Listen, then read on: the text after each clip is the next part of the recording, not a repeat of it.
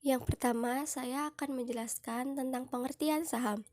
Saham adalah sertifikat yang menunjukkan bukti kepemilikan suatu perusahaan dan pemegang saham memiliki hak klaim atas keuntungan dan aktiva perusahaan.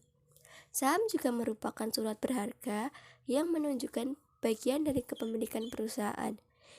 Nah, jika para investor berinvestasi dengan membeli saham, berarti investor tersebut membeli sebagian kepemilikan atas perusahaan tersebut.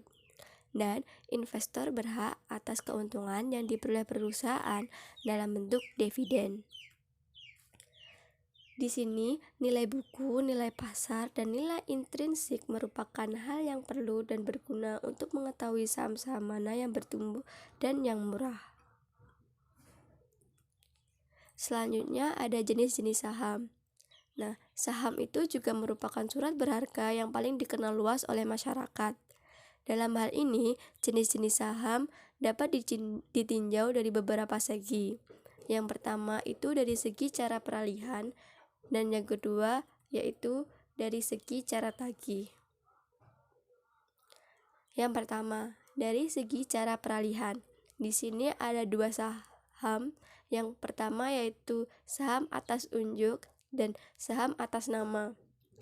Saham atas unjuk merupakan saham yang nama pemilik sahamnya tidak tertulis dalam saham. Nah, saham ini mudah untuk dialihkan kepada orang lain. Sedangkan saham atas nama adalah saham yang nama pemiliknya tertulis dalam saham. Jadi jenis saham ini itu sulit untuk dialihkan kepada pihak lain karena diperlukan syarat dan prosedur tertentu. Selanjutnya dari segi hak tagih, itu ada saham biasa dan saham preferred.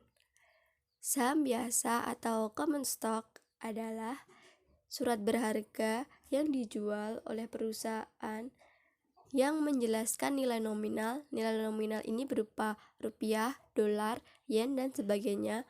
Nah, di mana pemegangnya diberi hak untuk mengikuti RUPS atau Rapat Umum Pemegang Saham dan RUPSLB atau Rapat Umum Pemegang Saham Luar Biasa, serta berhak untuk membeli right issue atau penjualan saham terbatas atau tidak, yang selanjutnya di akhir tahun akan memperoleh keuntungan dalam bentuk dividen.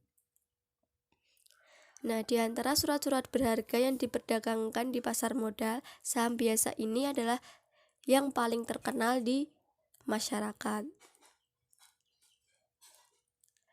Nah, di antara emiten, saham biasa juga merupakan yang paling banyak digunakan untuk menarik dana di masyarakat. Jadi, saham biasa paling menarik baik dari pihak pemodal maupun bagi pihak emiten. Selanjutnya ada saham preferred. Saham preferred merupakan suatu surat berharga yang dijual oleh suatu perusahaan yang menjelaskan nilai nominal di mana pemegangnya akan memperoleh pendapatan tetap dalam bentuk dividen yang akan diterima setiap kuartal atau 3 bulan. Nah, saham preferred ini memiliki karakteristik gabungan antara obligasi dan saham biasa karena bisa menghasilkan pendapatan tetap seperti bunga obligasi. Akan tetapi juga bisa tidak mendatangkan hasil seperti yang dikehendaki investor.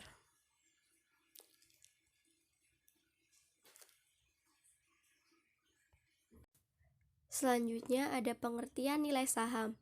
Nilai saham adalah nilai intrinsik dari saham tersebut yang bisa berbeda dari harga saham.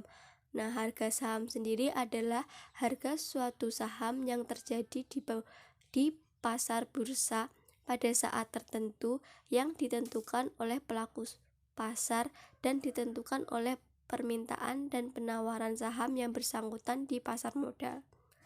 Nilai saham ini dibangun berdasarkan persepsi publik dan atas emiten yang terkait. Nilai saham akan berkaitan dengan nilai publik terhadap perusahaan tersebut sebagai citra perusahaan di mata publik, pendapatan perusahaan, keuntungan pemegang saham, citra produk, pelayanan perusahaan, dan aspek pengabdian kepada masyarakat. Nah, semakin sebuah saham itu menguntungkan, maka akan semakin besar nilainya. Jadi, nilai saham adalah nilai intrinsik yang sudah saya jelaskan di awal, yaitu nilai intrinsik, nilai buku, dan nilai pasar merupakan hal penting untuk mengetahui apakah saham itu mengalami kenaikan atau penurunan. Nah, nilai intrinsik sendiri adalah nilai per lembar saham yang berkaitan dengan hukum dan merupakan modal per lembar saham yang harus ditahan perusahaan untuk proteksi kepada kreditur yang tidak dapat diambil oleh pemegang saham. Selanjutnya ada pengertian dari penilaian saham. Penilaian saham dapat diartikan sebagai suatu proses pekerjaan seorang penilai dalam memberikan opini tertulis mengenai nilai ekonomi suatu bisnis atau ekuitas pada saat tertentu. Penilaian saham adalah suatu mekanisme untuk merubah serangkaian variabel ekonomi atau variabel perusahaan yang diramalkan menjadi perkiraan tentang harga saham. Misalnya, laba perusahaan dan dividen yang dibagikan. Maksudnya, suatu metode untuk mencari nilai-nilai saham yang menjadi ukuran dalam investasi surat berharga. Nah, penilaian ini juga merupakan proses penentuan berapa harga wajar untuk suatu saham. Selanjutnya itu ada tujuan penilaian saham. Tujuan penilaian saham untuk memberikan gambaran pada manajemen atas estimasi nilai saham suatu perusahaan yang akan digunakan sebagai rujukan manajemen sebagai pertimbangan kebijakan atas saham perusahaan yang bersangkutan.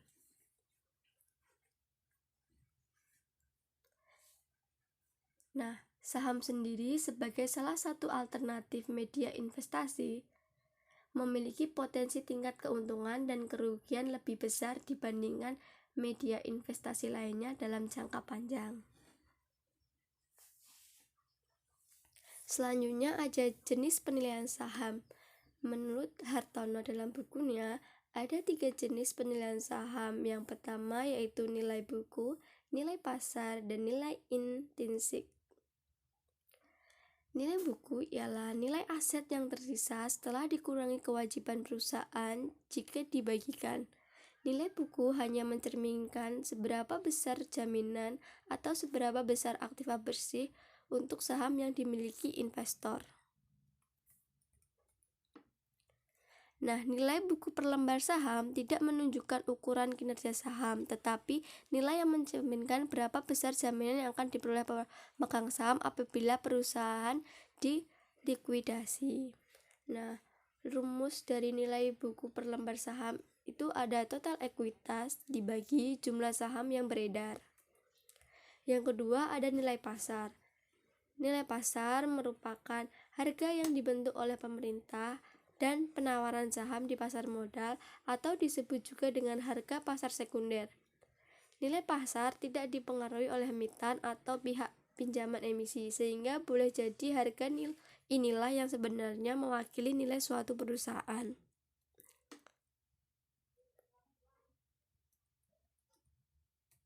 Menurut Van Horne, tahun 2015, nilai per lembar saham adalah harga perdagangan saham saat ini untuk saham yang diperdagangkan secara tidak aktif. Koutasi harga pasar telah tersedia. Selanjutnya ada nilai intrinsik. Seperti yang sudah saya jelaskan tadi, nilai intrinsik adalah nilai saham yang menentukan harga wajar suatu saham agar saham tersebut mencerminkan nilai saham yang sebenarnya sehingga tidak terlalu mahal. Perhitungan nilai intrinsik ini adalah mencari nilai sekarang dari semua aliran kas masuk mendatang, baik yang berasal dari dividen maupun capital gain. Menurut Harvard, nilai nominal atau nilai intrinsik adalah nilai yang ditetapkan oleh penerbit di surat berharga yang berbeda dengan nilai pasar dari efek.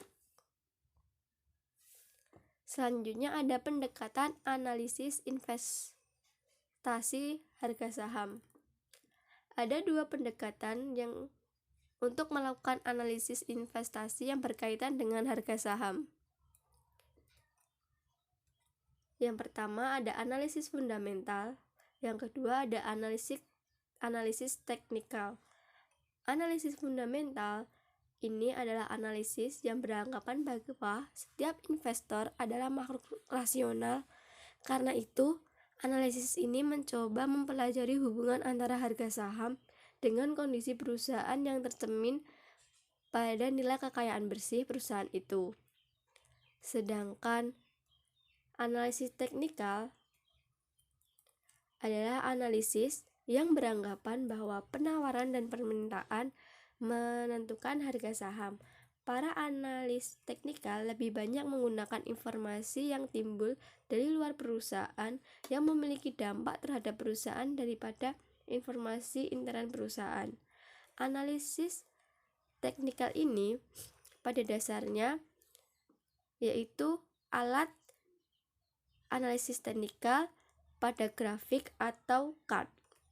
Analisis ini didasarkan pada argumen bahwa perubahan saham akan memiliki pola tertentu dan berulang. Selanjutnya akan dijelaskan oleh Dara. Pendekatan dalam penentuan nilai intrinsik saham berdasarkan analisis fundamental. Yang pertama yaitu pendekatan nilai sekarang atau present value. Dalam pendekatan ini, perhitungan nilai saham dilakukan dengan menghitung nilai sekarang semua aliran kas saham yang diharapkan di masa datang dengan tingkat diskonto sebesar tingkat return yang disyaratkan investor.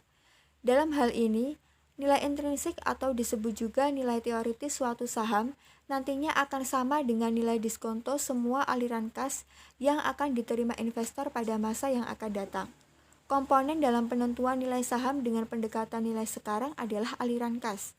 Aliran kas yang bisa dipakai dalam penilaian saham dengan pendekatan nilai sekarang adalah earning perusahaan atau berupa earning yang dibagikan dalam bentuk dividen. Dengan demikian, kita bisa menggunakan komponen dividen sebagai dasar penilaian saham. Penentuan nilai saham dengan pendekatan nilai sekarang menggunakan komponen dividen dapat dilakukan menggunakan perhitungan model diskonto dividen. Modal diskonto dividen merupakan modal untuk mengestimasi harga saham dengan mendiskontokan semua aliran dividen yang akan diterima di masa yang akan datang. Secara sistematis, modal tersebut dapat dirumuskan sebagai berikut. P0 sama dengan D1 dibagi 1 plus K pangkat 1 ditambah D2 dibagi 1 plus K pangkat 2 ditambah dan seterusnya hingga D tak terhingga dibagi 1 plus K pangkat tak terhingga, di mana P0 adalah nilai intrinsik saham dengan modal diskonto dividen, D1, D2, D3, D tak terhingga yang merupakan dividen yang akan diterima di masa yang akan datang, dan K sendiri adalah tingkat return yang disyaratkan. Dalam persamaan di atas dapat dilihat bahwa aliran dividen yang diterima investor merupakan aliran dividen yang tak terbatas dan bersifat konstan. Namun dalam kenyataannya ada kalanya perusahaan membayarkan dividen secara tidak teratur, jumlahnya tidak konstan atau dengan kata lain pembayarannya mengalami pertumbuhan. Dalam situasi tersebut, perlu dibedakan antara sesuai dengan karakteristik pertumbuhan pembayaran dividen. Yang pertama yaitu modal pertumbuhan nol. Modal ini digunakan saat dividen yang dibayarkan oleh perusahaan tidak mengalami pertumbuhan. Dengan kata lain, jumlah dividen yang dibayarkan akan tetap sama dari waktu ke waktu. Rumusnya yaitu P0 sama dengan D dibagi K, di mana P0 adalah nilai intrinsik saham, D adalah dividen yang akan diterima, dan K adalah tingkat return yang disyaratkan. Contoh soal yang berkaitan dengan modal pertumbuhan nol adalah sebagai berikut. Kebijaksanaan dividen suatu perusahaan adalah membayar dividen konstan sebesar Rp1.000 tiap tahunnya. Jika suku bunga diskonto per tahun adalah 20%, maka nilai intrinsik saham per lembar adalah sebesar. Di sini kita masukkan rumus P0 sama dengan D dibagi K, di mana D adalah Rp1.000 dan K adalah 0,2. Rp1.000 dibagi 0,2 hasil akhirnya yaitu Rp5.000. Kemudian model yang kedua yaitu model pertumbuhan konstan. Model pertumbuhan konstan dipakai untuk menentukan nilai saham yang pembayaran dividennya mengalami pertumbuhan secara konstan selama waktu tak terbatas. Model ini bisa dirumuskan sebagai berikut. P0 sama dengan D1 dibagi K min G, di mana P0 adalah nilai intrinsik saham, D1 adalah dividen yang akan diterima, dan K adalah tingkat return yang disyaratkan, dan G adalah tingkat pertumbuhan perusahaan. Contoh soal yang berkaitan dengan model pertumbuhan konstan adalah sebagai berikut. Tahun ini perusahaan emiten membayar dividen sebesar Rp1.000. Seorang investor menginginkan return atau tingkat pengembalian sebesar 20% per tahunnya dan mengharapkan dividen dibayar dengan pertumbuhan sebesar 5% per tahunnya. Nilai intrinsik saham yang diperkirakan dapat dihitung sebesar, di sini kita masukkan rumusnya terlebih dahulu, yaitu P0 sama dengan D1 dibagi K min G, di mana untuk mencari D1 yaitu Rp1.000 dikali 1 plus 0,05. 0,05 itu sendiri adalah G, yaitu tingkat pertumbuhan perusahaan. Kemudian dibagi K min G, K-nya adalah 0,2 dan G adalah 0,05. Sehingga hasil akhirnya yaitu Rp7.000. Model yang selanjutnya yaitu model pertumbuhan tidak konstan atau ganda. Model ini sesuai untuk menilai saham perusahaan yang mempunyai karakteristik pertumbuhan yang fantastis di tahun-tahun awal, sehingga bisa membayarkan dividen dengan tingkat pertumbuhan yang tinggi.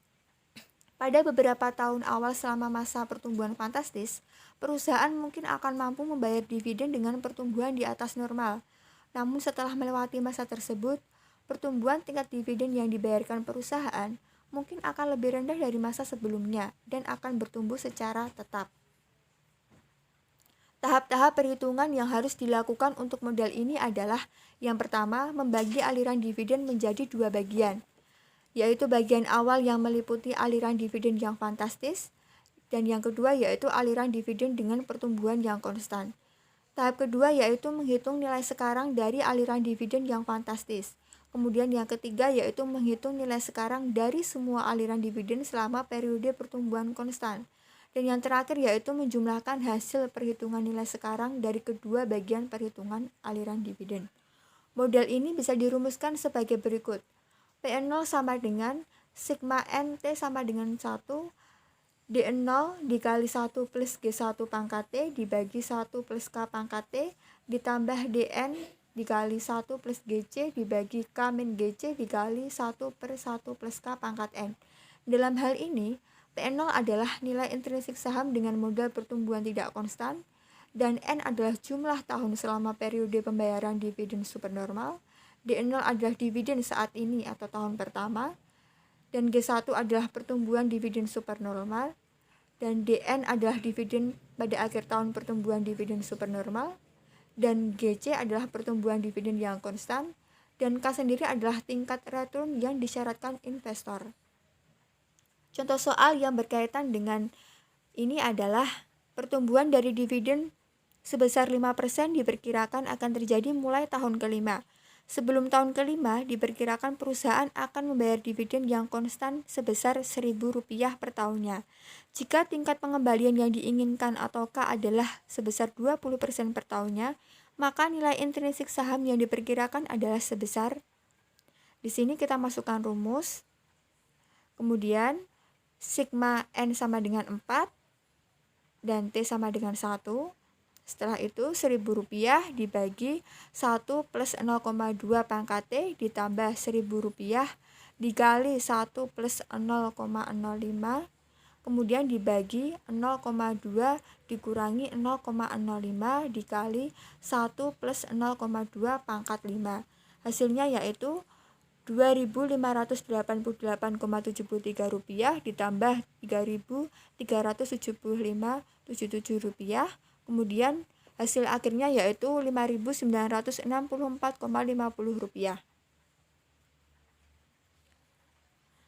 Kemudian, sebelum melakukan analisis terhadap harga saham salah satu modal tersebut, maka terlebih dahulu harus meramalkan faktor-faktor sebagai berikut. Yang pertama yaitu tingkat pertumbuhan dividen yang diharapkan atau G. G sendiri cara mencarinya yaitu ROE dikali 1 min DPR, di mana G adalah tingkat pertumbuhan dividen dan DPR adalah dividen payout ratio. Kemudian yang kedua yaitu estimasi dividen tahun yang akan datang atau DT. DT sama dengan D0 dikali 1 plus G pangkat T. Keterangannya yaitu DT dividen yang diestimasikan, D0 adalah dividen tahun sebelumnya, dan G adalah rata-rata pertumbuhan dividen. Kemudian yang ketiga yaitu tingkat return yang diharapkan atau required rate of return atau K. K sama dengan D dibagi P ditambah G, di mana K adalah tingkat return yang diharapkan, D adalah dividen aktual, P adalah harga pasar aktual saham, dan G adalah rata-rata pertumbuhan dividen. Kemudian pendekatan yang kedua yaitu pendekatan price earning ratio. Pendekatan ini disebut juga dengan pendekatan multiplier, di mana investor akan menghitung berapa kali nilai earning yang tercermin dalam harga suatu saham. Dengan kata lain, price earning ratio menggambarkan rasio atau perbandingan antara harga saham terhadap earning perusahaan. Price earning ratio mencerminkan berapa rupiahkah yang harus dibayarkan investor saham untuk memperoleh 1 rupiah earning perusahaan.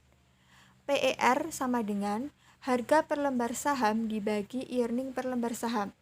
Kemudian pendekatan yang selanjutnya yaitu pendekatan penilaian saham lainnya. Yang pertama ada rasio harga atau nilai buku. Hubungan antara harga pasar dan nilai buku per lembar saham dapat dipakai untuk menentukan nilai saham. Kemudian rasio harga terhadap nilai buku banyak digunakan untuk menilai saham-saham sektor perbankan.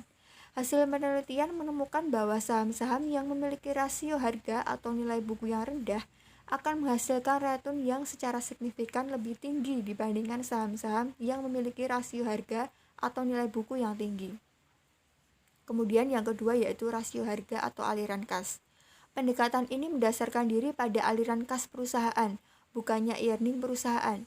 Dalam penilaian saham perusahaan, investor bisa menggunakan informasi rasio harga atau aliran kas sebagai pelengkap informasi PER, karena data aliran kas perusahaan bisa memberikan pemahaman yang lebih mendalam bagi investor tentang perubahan nilai saham yang akan terjadi. Kemudian yang ketiga yaitu EVA. EVA ini digunakan untuk mengukur keberhasilan manajemen dalam meningkatkan nilai tambah bagi perusahaan. Asumsinya adalah bahwa jika kinerja manajemen baik atau efektif, maka akan tercermin pada peningkatan harga saham perusahaan. EVA itu dihitung dengan mengurangkan keuntungan operasi perusahaan dengan biaya modal perusahaan, baik untuk biaya hutang maupun modal sendiri. Adapun rumusnya seperti ini. EVA sama dengan laba bersih operasi setelah dikurangi pajak, dikurangi besarnya biaya modal operasi dalam rupiah setelah dikurangi pajak.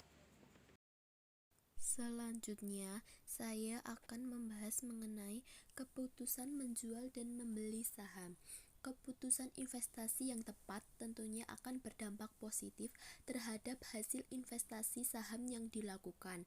Namun, pada kenyataannya sangat sulit bagi seorang investor, terutama investor pemula, untuk membuat suatu keputusan yaitu membeli atau menjual saham yang tepat. Kali ini saya akan membahas mengenai pengembalian keputusan investasi yang tepat. Pertama, kriteria-kriteria saham yang layak investasi. Hal ini untuk menjawab permasalahan yang sering muncul ketika investor pemula akan melakukan pembelian saham. Yang kedua, setelah investor melakukan suatu saham dan memilih saham tersebut, permasalahan selanjutnya yang dihadapi oleh investor pemula adalah memilih waktu yang tepat untuk merealisasikan potensi keuntungan yang dimiliki atau waktu yang tepat untuk melakukan cut loss supaya potensi kerugian dapat diminimalisir. 1. Adalah kriteria saham layak investasi. Seorang investor harus memiliki kemampuan untuk memilih saham-saham yang baik. Saham yang baik artinya saham tersebut memenuhi kriteria saham layak investasi. Kemampuan untuk memilih saham layak investasi sangat penting mengingat banyaknya jumlah emiten yang mencatat sahamnya di Bursa Efek Indonesia. Yang kedua, memiliki manajemen ideal. Kriteria paling utama dari saham layak investasi adalah memiliki manajemen yang ideal. Artinya, perusahaan tersebut memiliki visi dan misi yang jelas, jujur, terbuka, dan bertanggung jawab. Sebagai contoh, ketika terjadi penurunan kinerja keuangan, manajemen akan secara terbuka dan terang-terangan menyampaikan hal ini kepada investor dan menjelaskan strategi-strategi yang akan dilakukan ke depannya untuk mengatasi hal ini. Yang ketiga, berada di sektor potensial. Apa itu sektor potensial? Sektor potensial itu sendiri adalah sektor usaha dengan iklim bisnis yang mendukung perusahaan untuk mengembangkan usahanya. Hal ini akan bersinergi positif dengan manajemen yang ideal. Manajemen dapat lebih leluasa dalam menyusun strategi-strategi pengembangan usaha, sehingga potensi keuntungan yang akan diperoleh dapat dioptimalkan dengan baik. Selanjutnya adalah mengalami pertumbuhan yang signifikan. Dengan keputusan manajemen yang ideal dan didukung oleh iklim usaha yang ideal pula, besar potensi perusahaan untuk terus mencatat pertumbuhan. Perlu dicatat, pertumbuhan tidak selalu harus diukur dari kenaikan laba bersih ataupun dividen yang dibagikan. Seperti lain, ekspansi kapasitas produksi dengan membangun pabrik baru, ekspansi lini produk dengan memproduksi jenis produk baru, dan ekspansi pangsa pasar dengan melakukan perluasan jaringan distribusi juga dapat dijadikan sebagai tolak ukur suatu pertumbuhan perusahaan, karena hasilnya mungkin tidak dapat langsung dinikmati, namun dalam jangka panjang berpotensi mendorong peningkatan laba yang signifikan. Selanjutnya ada valuasi sahamnya wajar. Kriteria terakhir adalah kesesuaian antara kinerja keuangan perusahaan dengan harga pasar sahamnya. Artinya, harga pasar atau market price saham tersebut sama dengan nilai wajarnya atau fair value. Namun, pada nyatanya hal ini sangat jarang terjadi. Yang lazim terjadi adalah kondisi overvalue, di mana harga pasar suatu saham lebih tinggi dari nilai wajarnya, dan undervalue, di mana harga pasar suatu saham lebih rendah dari nilai wajarnya atau fair value. Saham-saham yang disukai oleh para investor adalah saham-saham yang termasuk dalam kategori undervalue, karena dapat diharapkan harga sahamnya akan mengalami kenaikan hingga mendekati nilai wajarnya atau fair value. Selanjutnya adalah menentukan waktu yang tepat untuk menjual saham. Ketika investor memutuskan untuk membeli suatu saham, maka yang diharapkan oleh investor tersebut adalah memperoleh keuntungan yang besar, baik itu dividen maupun capital gain. Keuntungan dari capital gain adalah ketika investor menjual sahamnya miliknya pada harga yang lebih tinggi dibandingkan harga pembeliannya. Teori menjual saham berbeda antara investor jangka panjang dan trader jangka pendek. Bagi seorang investor jangka panjang, menjual saham harusnya tidak menjadi masalah yang paling utama, karena return utama dari investasinya adalah dividen. Investor akan terus menahan sahamnya yang dimilikinya selama mungkin, selama emiten yang menerbitkan saham tersebut masih memiliki prospek usaha yang menguntungkan. Sebaliknya, aksi jual baru dilakukan apabila emiten penerbit saham tersebut mulai menunjukkan penurunan kinerja atau sektor usaha emiten tersebut diproyeksikan tidak dapat mendukung pertumbuhan kinerja emiten. Sebaliknya, para trader jangka pendek yang berharap memperoleh return yang besar dari besarnya capital gain, sehingga mereka harus menentukan waktu yang tepat untuk merealisasikan potensi capital gain tersebut. Cara paling lazim yang digunakan dalam menentukan waktu yang tepat untuk merealisasikan capital gain adalah dengan menerapkan teori overbought. Selanjutnya adalah value investing. Value investing adalah terapan dari teori margin of safety, yang merupakan selisih antara harga pasar saham dengan nilai wajar atau fair value dari saham tersebut. Value investing adalah berinvestasi dengan memanfaatkan margin of safety dari suatu saham. Ada kalanya harga pasar suatu saham mengalami penurunan yang cukup signifikan akibat euforia tertentu di pasar yang mendorong investasi. Selanjutnya, saya akan membahas mengenai analisis perkembangan saham PT Mayora Indah Tbk. Analisis dari price to book value, yaitu dengan rasio PBV ini, investor dapat mengetahui langsung sudah berapa kali market value suatu saham dihargai dari book value-nya. Rasio dapat memberikan gambaran potensi pergerakan harga suatu saham, sehingga dari gambaran tersebut secara tidak langsung, rasio PBV ini juga memberikan pengaruh terhadap harga saham. Pada metode price to book value, untuk menentukan posisi saham under value, over value, dan fair value, langkah yang dilakukan cukup sederhana. Investor maupun calon investor tidak perlu menentukan besarnya nilai intrinsik, melainkan cukup dengan melihat beberapa nilai hasil perhitungan rasio dari price to book value. Semakin besar rasio tersebut, semakin tinggi perusahaan dinilai oleh para pemodal atau investor relatif dibandingkan dengan dana yang ditandai atau ditanamkan di perusahaan. Dari hasil dari price to book value pada PT Mayora dilihat dari angkanya PBV lebih dari 1, yang artinya saham dalam posisi over value, harga saham mahal. Jika nilai pasar suatu saham lebih tinggi dari nilai intrinsiknya, berarti saham tersebut tergolong mahal atau over value. Maka investor bisa mengambil keputusan untuk menjual saham. Lihat dari return on equity pada PT Mayora tahun 2018 sebesar 20%, lalu meningkat pada tahun 2019 yang berarti 21%. Dilihat dari ROE yang lebih baik adalah pada tahun 2018 yaitu 20%.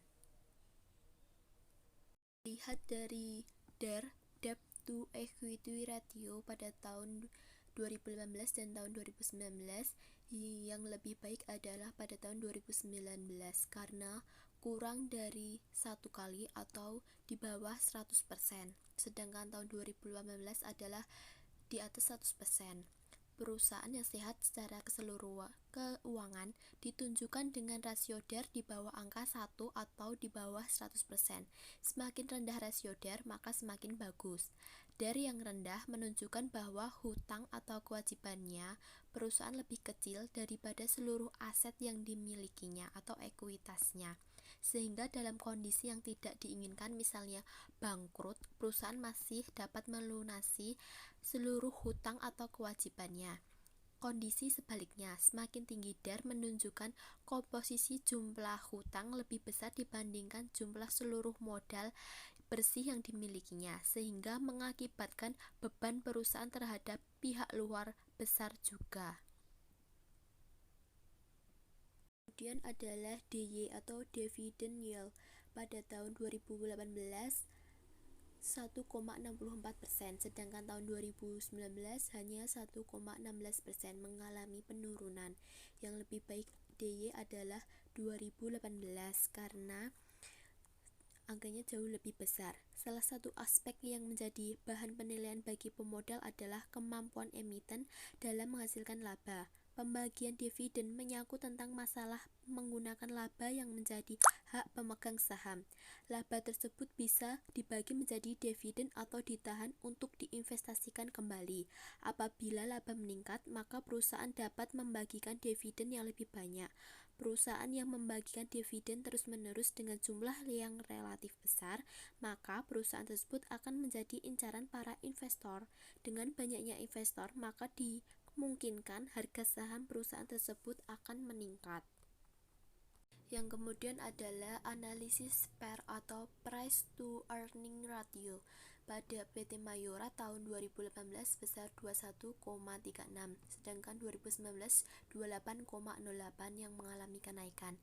PER yang lebih baik adalah 2019 karena dengan mengetahui besarnya PER tersebut, calon investor potensial dapat menganalisa apakah harga sebuah saham tergolong wajar atau tidak sesuai dengan kondisi saat ini. Rasio price earning ratio atau PER yang tinggi akan meningkatkan penilaian investor terhadap saham perusahaan. Penilaian yang tinggi ini akan meningkatkan harga saham. Rasio ini disebut dengan PER yang menentukan tingginya saham.